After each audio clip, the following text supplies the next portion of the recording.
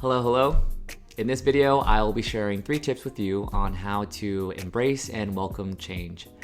If you don't know, my name is Charles and I'm a dancer turned actor who has spent the last 10 years pursuing a life as an artist. So I know what it feels like to experience instability, uncertainty, and change.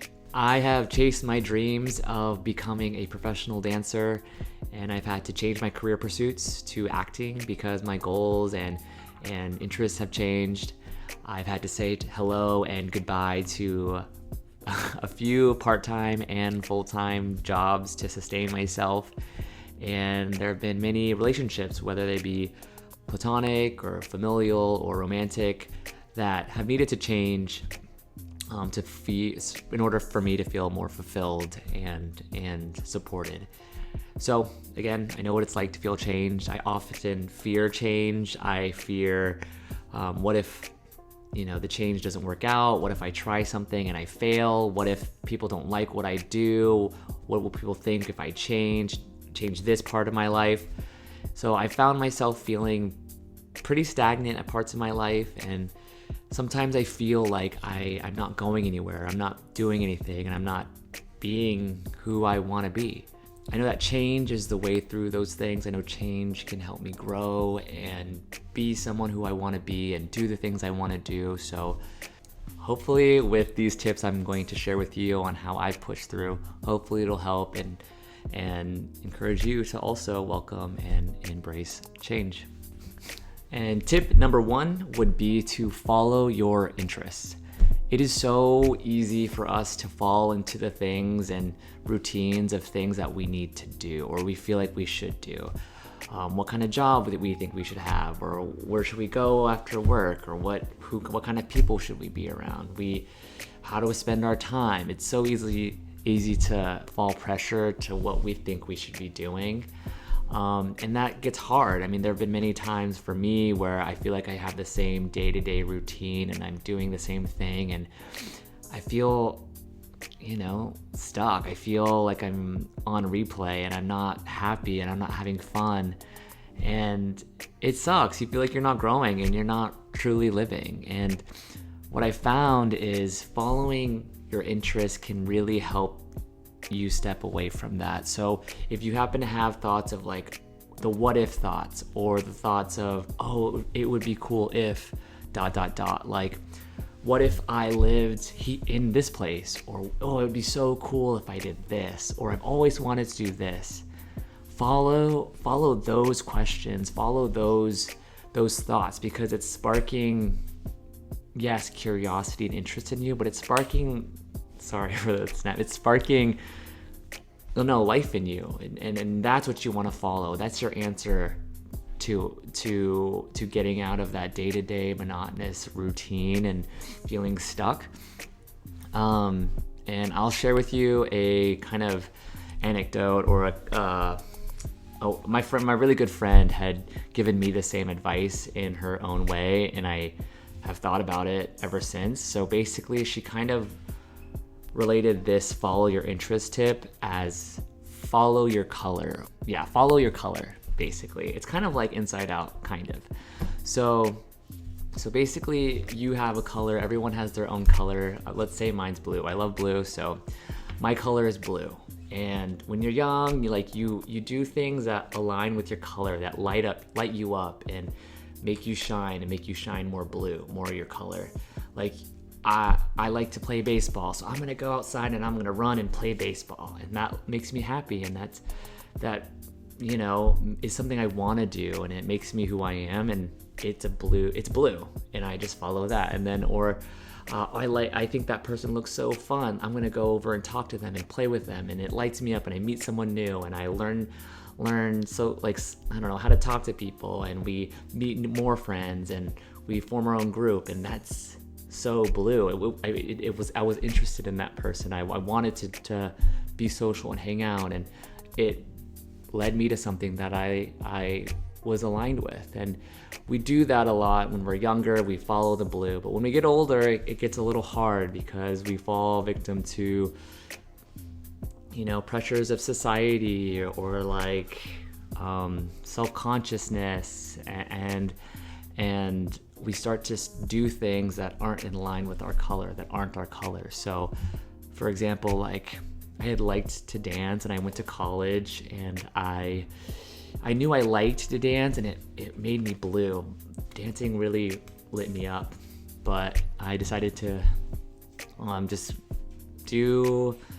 follow, like the typical path, go to college, get a good degree, and get a job after that. So I went to a great university that I loved, and I took a lot of econ classes because I thought that's what I should do. And those things, not that going to school was bad, but it wasn't really in line with who my blue. It was more like a yellow. Like I took all these econ classes that I thought I should take, that were safe to take. I joined some clubs my first year that I thought I should join. I hung out with certain people, did certain things because I thought I should. This is the way to do college. And it could be fun at times, but it wasn't really aligning and fulfilling me the way I wanted to. And I didn't know where I was going. I felt a little bit directionless and lost. And it just didn't seem aligned with me. It wasn't my color. It was yellow. And that's fine for some people. It might be their color, but it wasn't mine. And I think that's where that lost feeling came from. And eventually I started to take I decided to audition for the school's hip hop dance team, and that lit me up so much. I got in, I started hanging out with those people more, and I got exposed to like the dance community there, and I started to travel. So I started to do more blue things. I started to travel for dance. I spent a summer in New York training, dance training, and I just went to a lot of workshops. I started teaching dance. I started choreographing for my team and myself. So it led to more blue things.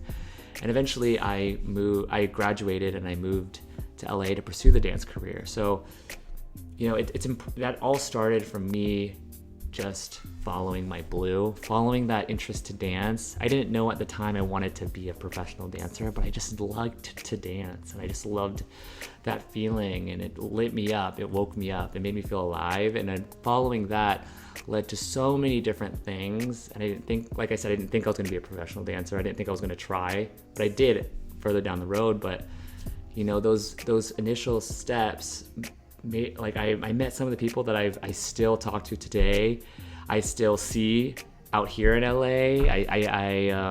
I've learned so much about myself. I've gained a lot of strength, and it was so much more in line with what I wanted to do versus the econ classes and the things I was doing in college. It just was different. So I guess that's kind of like, I don't know, inside out, I don't know, whatever. But all of that to say is follow your interests, follow your color, and it'll be right. Like if you feel stuck and if you're, you feel like something needs to change, but you don't know what it is, follow your interests. What are you curious about? And just try it. Just pick it, like pick what that thing is and commit to trying it. Like give it a good try.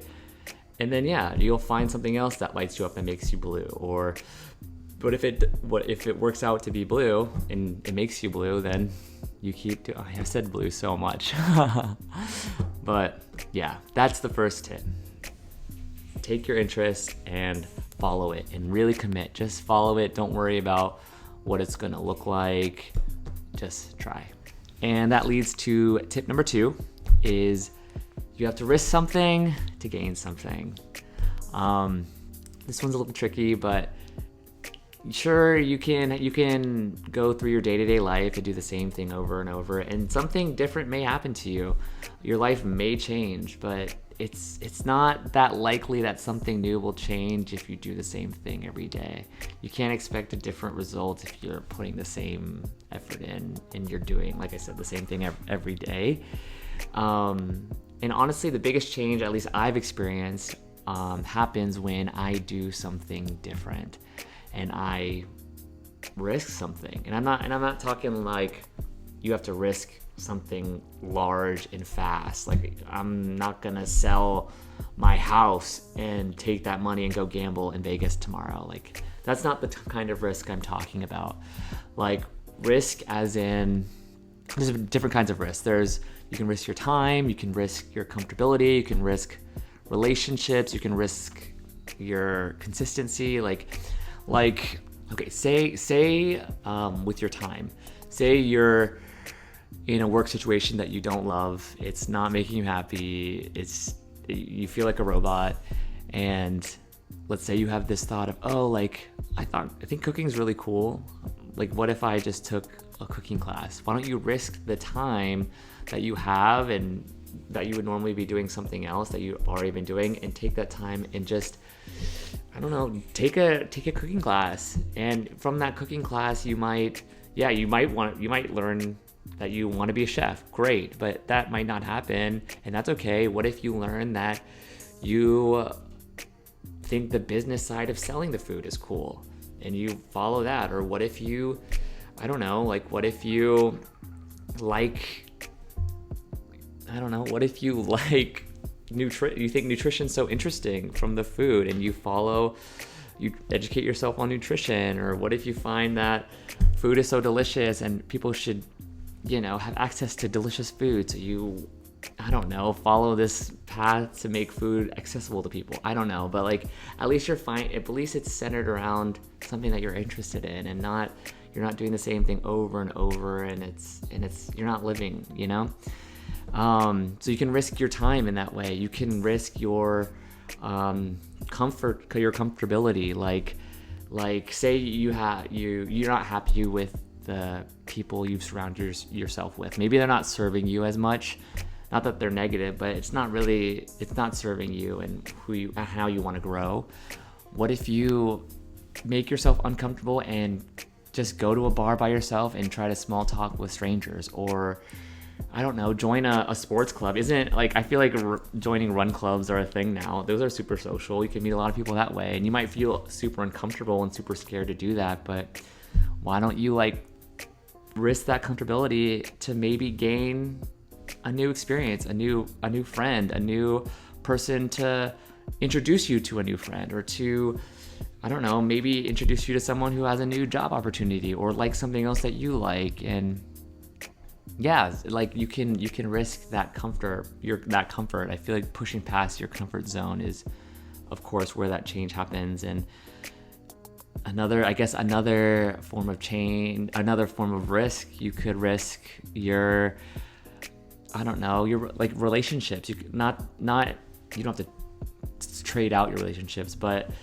like with my dancing, when I started moving away from my dancing, I risked my relationship with my dance agency. I'm not signed with them anymore. It was no hard feelings, but now I have a new relationship with my acting agent, and I'm fostering that, and it's great. And there are also relationships that you have, like with my dancing. I don't talk to a lot of my dance friends anymore, which is a little sad. I still love them, but I just have been putting my time somewhere else. But I've met a lot of beautiful people as well, like outside of the dance community, and I wouldn't have met them if I didn't risk those relationships. And like I said, you don't have to lose the relationships, but like it's worth seeing what else is there in terms of what else is in line with what you want to do and who else can be there. And that's something that's worth risking, I think. I know I risked stability, a stable 9-to-5 job to pursue dancing. And even when I switched from dancing to acting, I risked a lot of my time. Like I spent so much time taking dance classes, and I did so many auditions, and I spent a lot of time training, and I risked that time and put that time somewhere else to take a lot of new classes, a lot of acting classes. I spent a lot of time, trying to find an acting agent and doing showcases, and eventually I spent a lot of time auditioning. So that's where I've risked something, and I've risked a lot of comfortability. I started acting class and I was really not good. It was hard to put myself in those beginner shoes again in front of people who I thought were amazingly talented, and I didn't book acting jobs for a long time, and when I did book some jobs, I was terrible and cringy on camera. I still think that about myself, but yeah, I definitely risked that comfort to try to find something new to do, to push myself to the next level growing and evolving and growing with my interests and my goals, and growing with the way I wanted to live. The way I wanted to live was changing, and that's okay. And I'm proud that I was able to make those changes and, risk some things to gain some things. So yes, tip number 2, risk something to gain something. All right, tip number 3 is don't worry about the outcome. Just focus on the process. So once you pick something, just really commit and really try to do that thing. Don't worry about if you're going to make money, or if you can make a career out of it, or what people will think about it. Like, whatever is that end product doesn't matter, because if you try and you commit and you really put yourself into something that interests you, and whether it can be small, it will lead you to something more specific that lights you up. It will lead you to people who light you up and you want to be around, that inspire you, that motivate you. And just keep following those steps, and don't worry about what's all the way down the road, because whatever happens in the future, it's probably not going to happen the way you think it's going to happen anyway. So why even worry about it? You're in the present moment, and just be there and be 100% committed in the trying.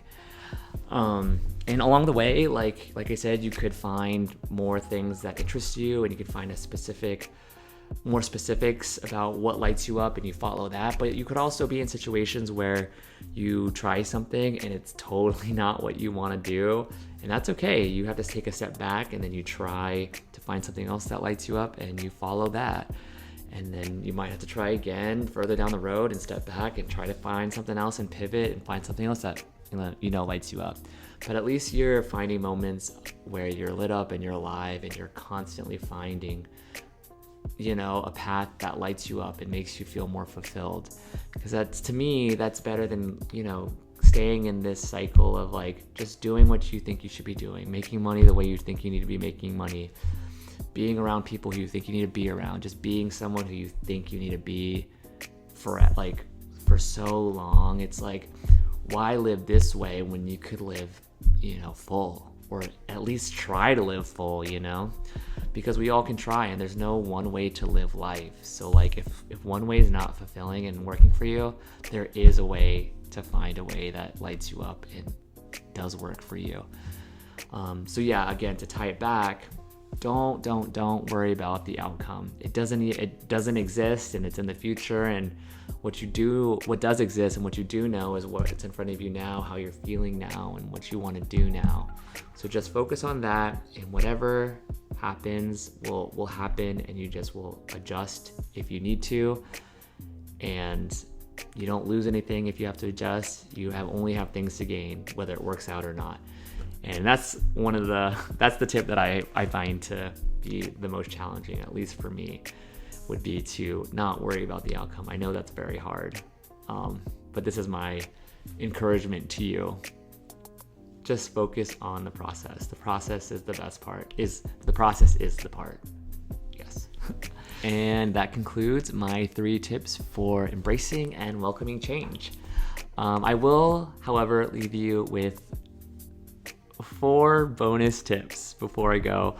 One really quick would be to show grace to yourself and others. 2 would be to be thankful of where you are and where you've been. 3 is to have some fun. And 4 would be to never forget that it is never, never, never, never too late. Yeah, thank you so much, and I will see you next time.